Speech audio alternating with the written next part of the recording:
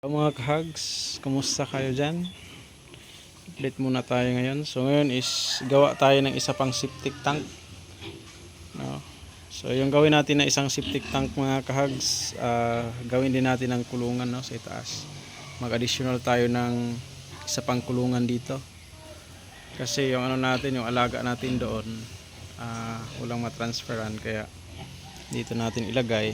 Pero gawin natin ng septic tank yung ilalim niya. Kasi yung septic tank natin kasi diyan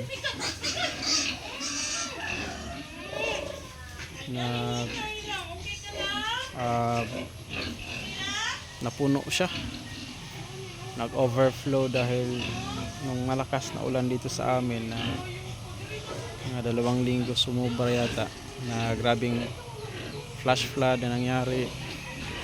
Daming damage dito, mga tulay nasira kasi yung tubig kasi dyan sa taas, dyan dumaan, pumasok pala doon sa septic. Yan, ito yung septic na nag-overflow dito. Yan, septic na yan.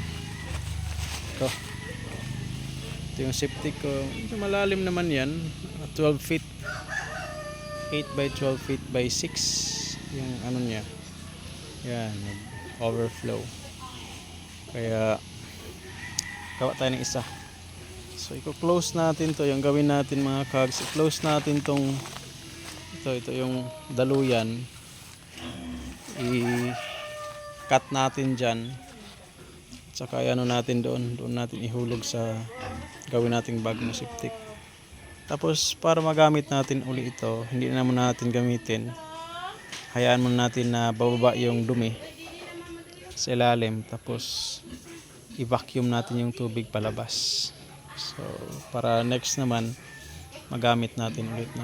So yan mga kahags, so andito tayo ngayon mga kahags, no, sa bandang likuran. So yan yung mga alaga natin dyan, ang dudumi kasi hapon ngayon, malapit na silang kumakain. So yan naman yung mga inahin ko dyan. Buntis naman yung, sana buntis yung dalawa. So yung mga ano natin, binawalay nung nakaraan. Ayan na, mga pwede na malitson, meron na siyang 20 plus. So yun lang mga kahags, na maraming salamat na sa inyong suporta. So ingat kayo and God bless sa mga hog business.